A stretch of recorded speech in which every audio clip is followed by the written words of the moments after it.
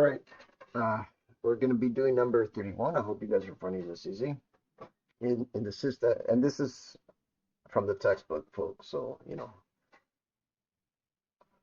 the system shown in figure that a horizontal force acts on the 8 kilogram object. So there's going to be some force that's going to push or pull, or however you want to look at it, on that object. The horizontal surface is frictionless. Consider the acceleration of the sliding object as a function of x. Oh, this is fun. All right. So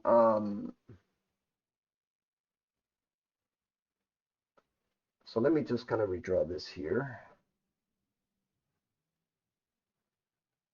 I'm not really going to pause this video, but in fact, I'm going to put variables first, and then I'll change it later. So this is going to be n1, and this object is, I'm going to define that to be n2. Um,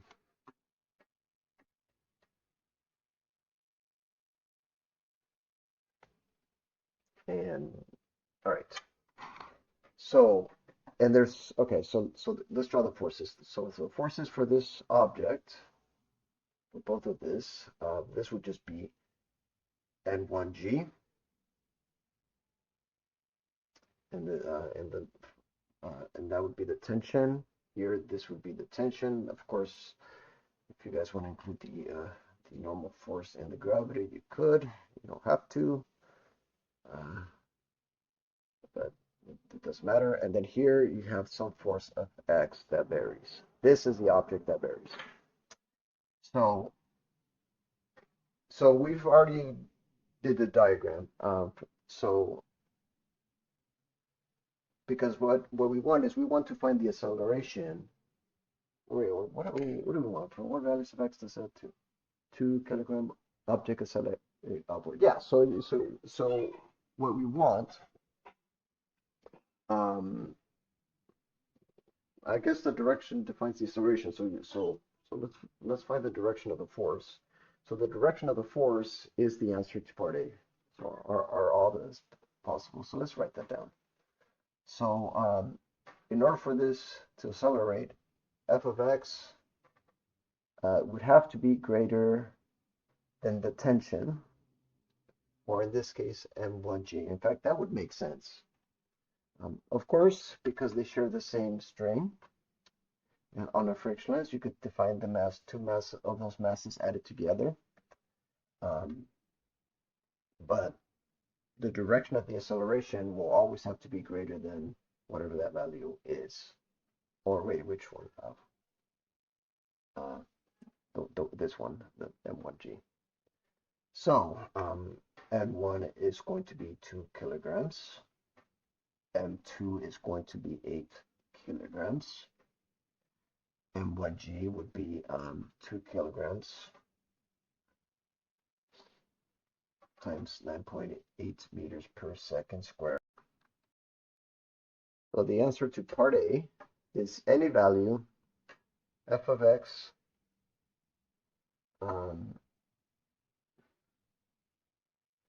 that is greater than 19.6 newtons. All right.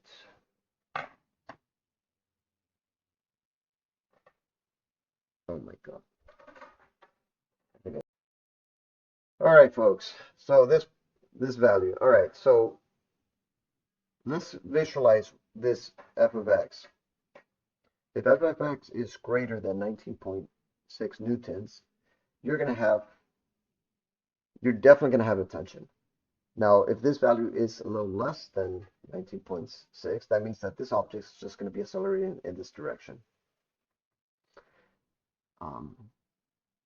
And even if f of x is 0 newtons, you're still going to have a tension because just imagine this object with a huge, humongous mass and a small amount of mass. That's all it takes for this object to accelerate, especially on a frictionless surface.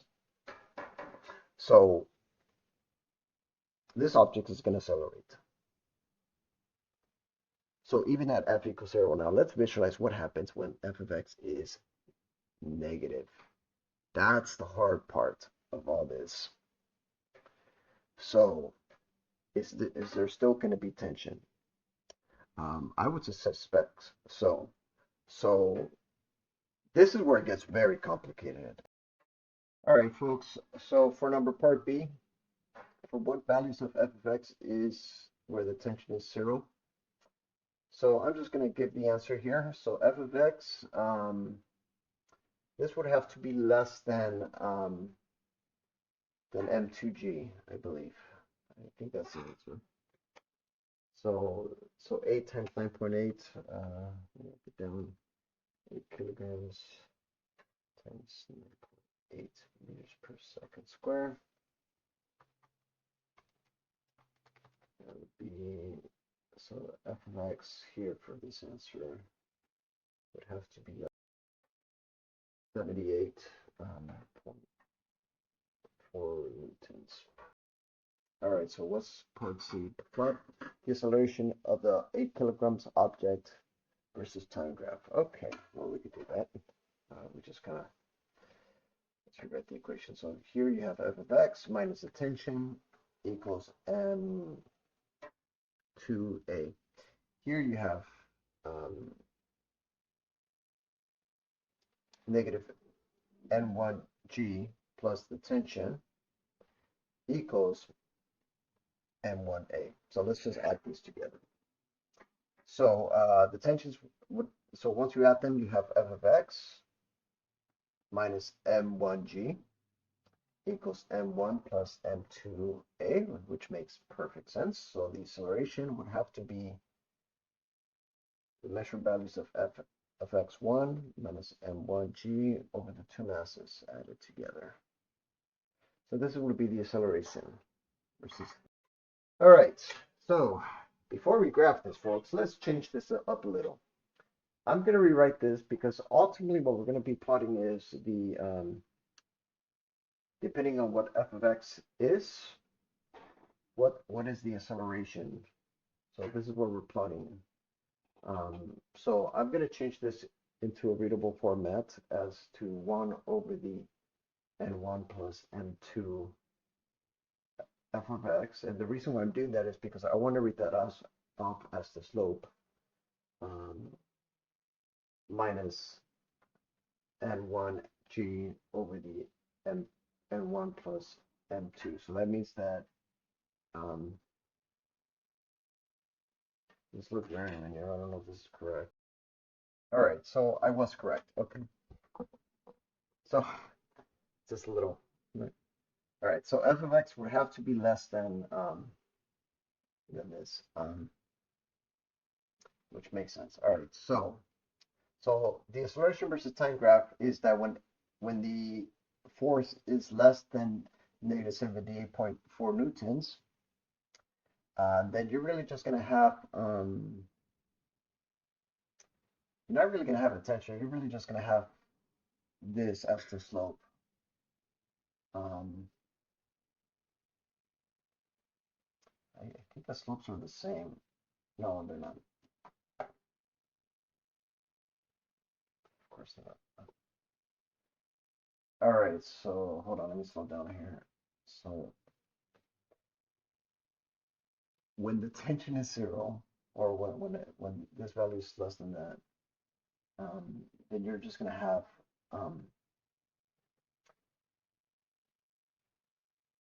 m2a. All right, there you go. Oh my God. Okay. So you're going to have f of x divided by m2. So you're going to have a different slope then. Okay. So anyways, regardless of this, folks, this graph is going to look something like this. This is not to scale, but here you're going to have the slope here as 1 over the